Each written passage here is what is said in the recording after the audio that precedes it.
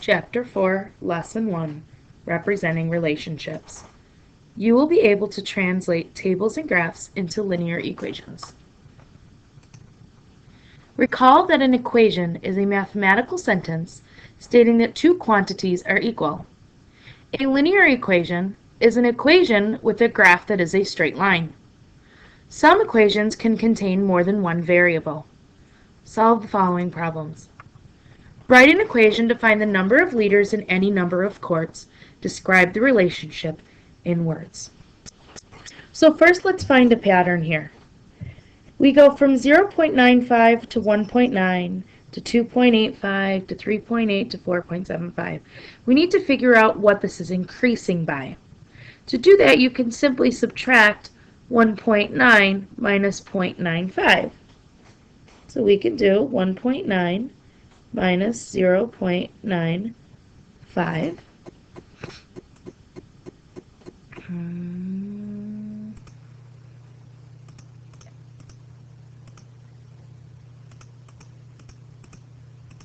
And we get 0.95. So I know this is increasing by 0.95. And if I add 0.95 to that, I would get 2.85, and so on. Over here, we also need to figure out what it's increasing by, and that's by 1.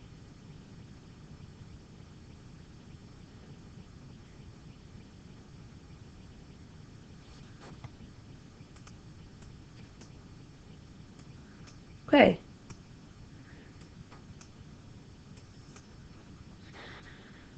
What we need to do now to find an equation, we need both the slope and the y-intercept, the m and the b.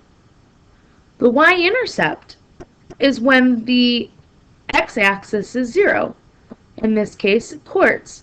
So if I were to add 0 in here, I would just have to go backwards, okay?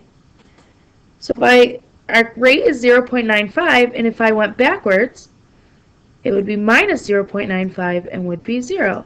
So right here I can tell that my y-intercept is 0. So I know now that b equals 0. Now to find m. To find our slope, remember it's y2 minus y1 over x2 minus x1. Pick any 2 points. I'll just pick the first 2. This is your x value, this is your y value.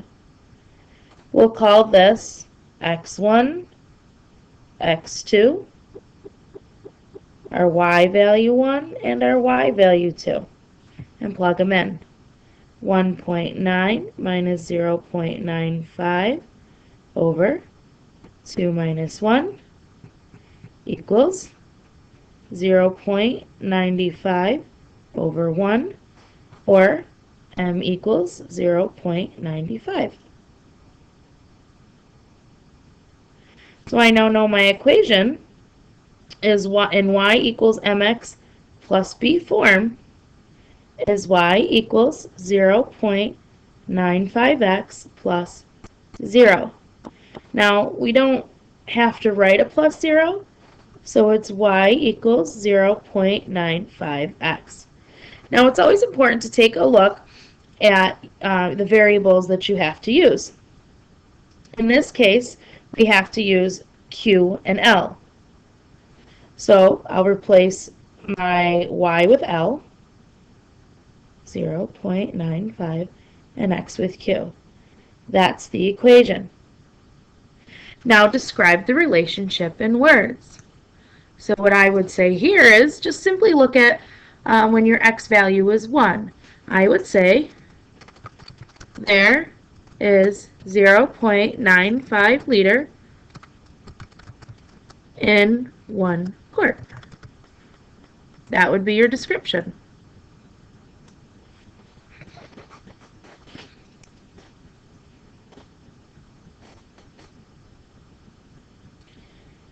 Now for the second part about how many liters are in 8 quarts. So what you're going to do now is take your equation, liters equals 0.95 quarts, plug in 8 for quarts, Liter equals 0.95 times 8. Liter equals, well, 0.95 times 8 is 7.6, leaving this answer as 7.6 liters. And liters is shown with a capital L. Let's take a look at another table. Write an equation to find the total cost of any number of ticket. Describe the relationship in words. Remember, this is your x value, this is your y value. Okay. Well, I need to find the pattern. We have to go 4.5 to 9 to 13.50 to 18. Well, 4.5 to 9 is plus 4.5. And if I add 4.5 to 9, I do in fact get 1350. And add another 4.5 and you'll get 18.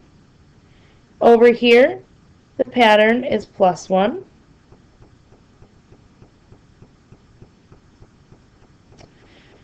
Again, I want to extend my chart to include 0. So if I add 0 here and go backwards, minus 1, I'm going to minus 4.5 and I also get 0. So b equals 0. It won't always be 0. Now to find the slope. Slope equals, remember, y2 minus y1 over x2 minus x1. Pick any two points, so I'll pick these ones. I'll name this x1, x2. This will be y1, y2. So 9 minus 4.5 over 2 minus 1 equals 4.5 over 1 equals 4.5.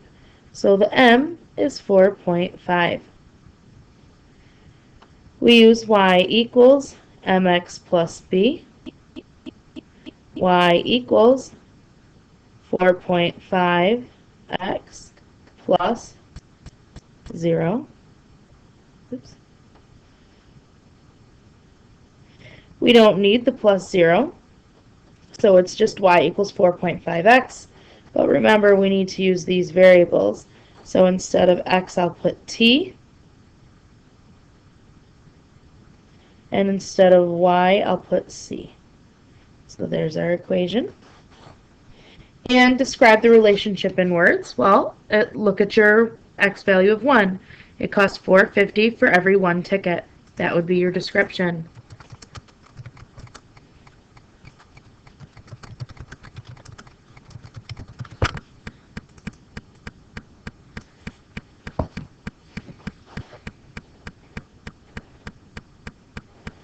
Now for the second part.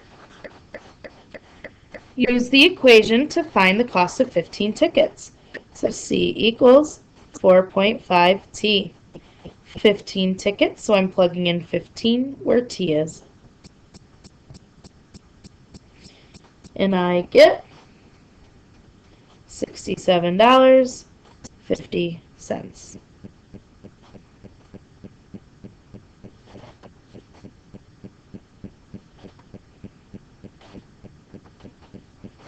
Now let's take a look at a graph. We still need to find M, we still need to find B, but this time it's a little bit different. The total distance Marlon ran in 1 week is shown in the graph. Write an equation to find the number of miles run, Y, after a number of days, X. We're going to first find our slope. Y2 minus Y1 over X2 minus X1. Pick any points. I like to pick the first two. This would be x1, y1, x2, y2. Plug them in. 7 minus 3.5 over 2 minus 1. We get 3.5 over 1, or just 3.5. Now, we don't have a table. M is 3.5. So this time, I'm going to use our point slope formula. Y minus y1 equals m times x minus x1. I'm going to plug in what I know. Pick a point. I'll pick this one. y minus 3.5 equals our slope, 3.5 times x minus our x1 is 1. Distribute and simplify it. Y minus 3.5 equals 3.5x minus 3.5. Get y by itself. We'll add 3.5 to both sides. We get y equals 3.5x. These cancel to be 0, so here's our equation. And our variables were x and y, so we're good to go. How many miles will Marlon run after 2 weeks? Careful, days is x. So 2 weeks is actually 14 days. So we're going to take our equation, y equals 3.5x, and we aren't plugging in 2, we're plugging in 14 because it wants days, not weeks. 3.5 times 14, y equals 49. So he will run 49 miles.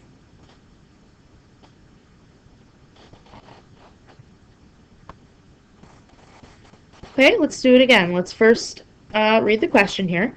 The number of trees saved by recycling paper is shown. Write an equation to find the total number of trees, y, that can be saved for any number of tons of paper, x. So we're using y and x, which is much easier to deal with. So first find your slope. y2 minus y1 over x2 minus x1. Again, I like to pick my first 2 points, so x1, y1, x2, y2. Plug them in. 34 minus 17 over 2 minus 1 equals 17 over 1, or 17. So m equals 17. To find b, let's use our point slope form. Y minus y1 equals m times x minus x1. Use our point 117. Y minus 17 equals our slope, 17 times x minus 1. Distribute the 17. Y minus 17 equals 17x minus 17. Solve for y. Add 17 to both sides. We get y equals 17x, and those cancel. So that's our equation, our answer to the first part. Now the second part, use the equation to find how many trees could be saved if 500 tons of paper are recycled. Remember, tons is x, so I'm plugging 500 in for x. Y equals 17x. Y equals 17 times 500. Y equals 8,500. So 8,500 trees.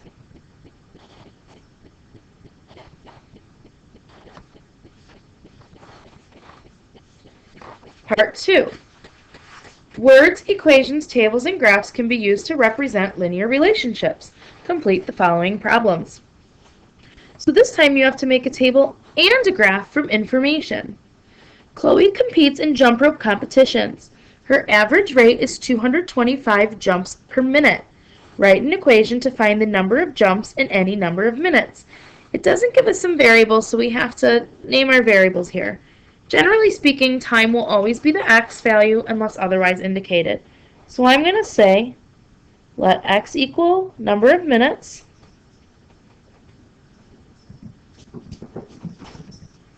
And I'm going to say, let y equal her average rate.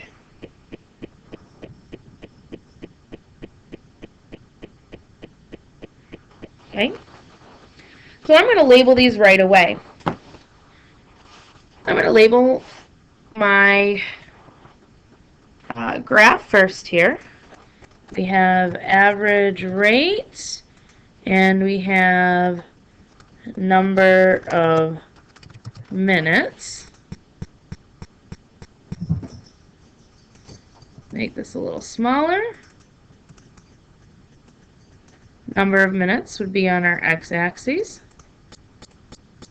and average rate would be on our y-axis.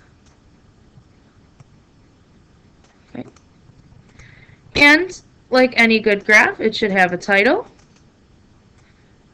So let's keep it simple. We are talking about Chloe's jump rope rate. So we'll call this jump rope rate.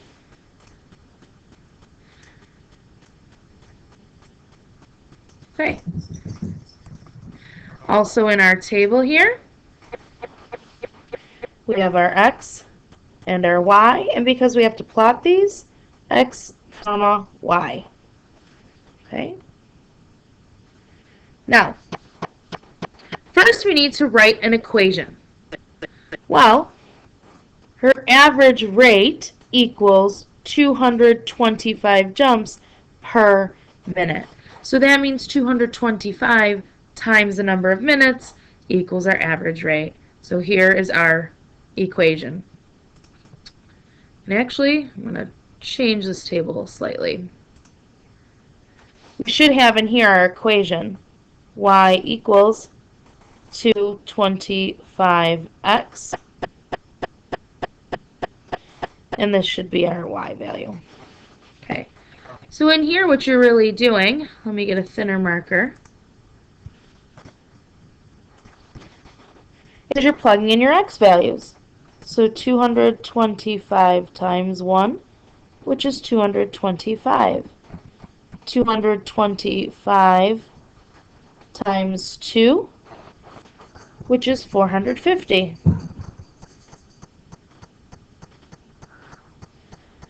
225 times 3, which is 675. And you can use a calculator for those calculations. And then we have 225 times 4, which would be an even 900.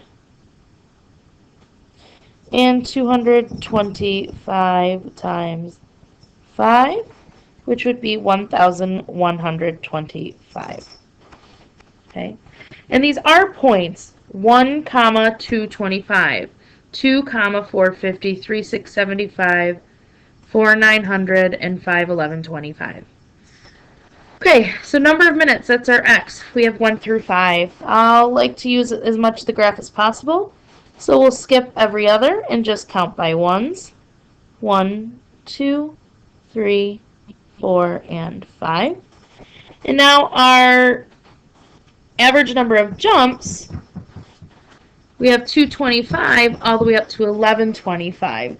So we could probably count by 100s, or if we skip a line, we can count by 200s.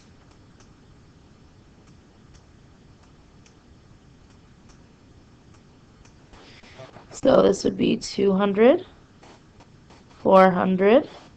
Let me move this label over.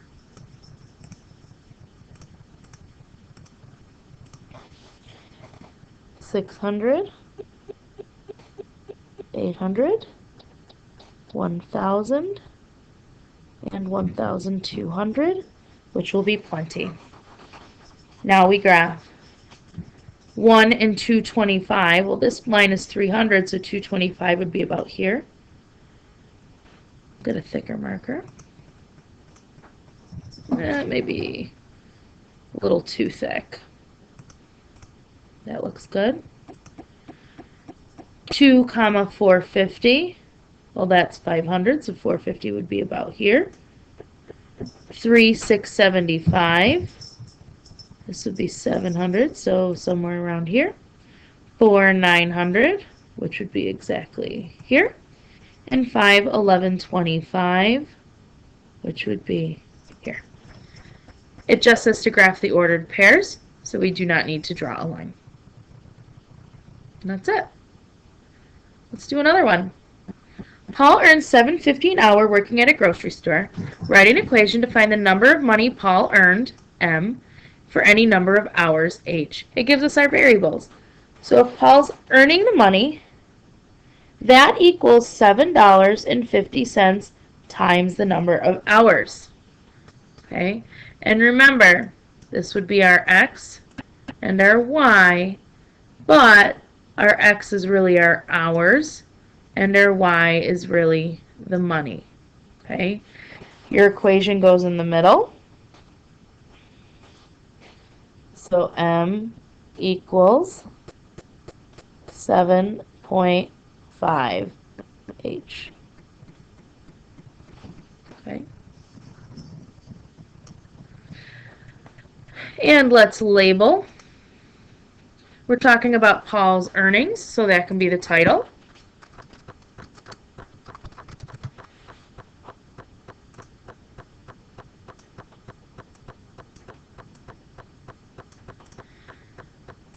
On the bottom, we are talking about number of hours.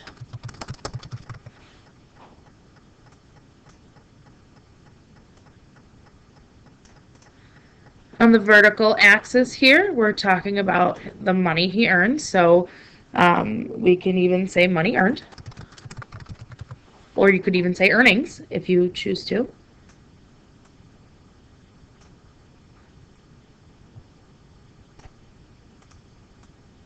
I'll put this over here so I have room to write in my numbers. Okay, now we're ready to fill out our chart.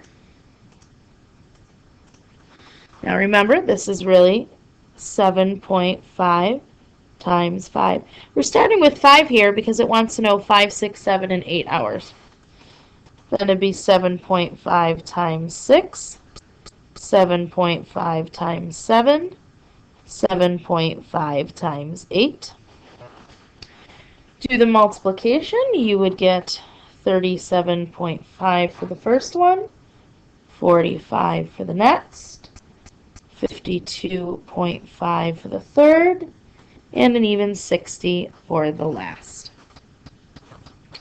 Okay, remember these are just points. Now, we have the points, the odd number of hours, 5, 6, 7, 8. I don't want to count by ones here, because if I count by ones, 1, 2, 3, 4, 5, my graph won't start until over here. I don't want a graph to be in only a portion here.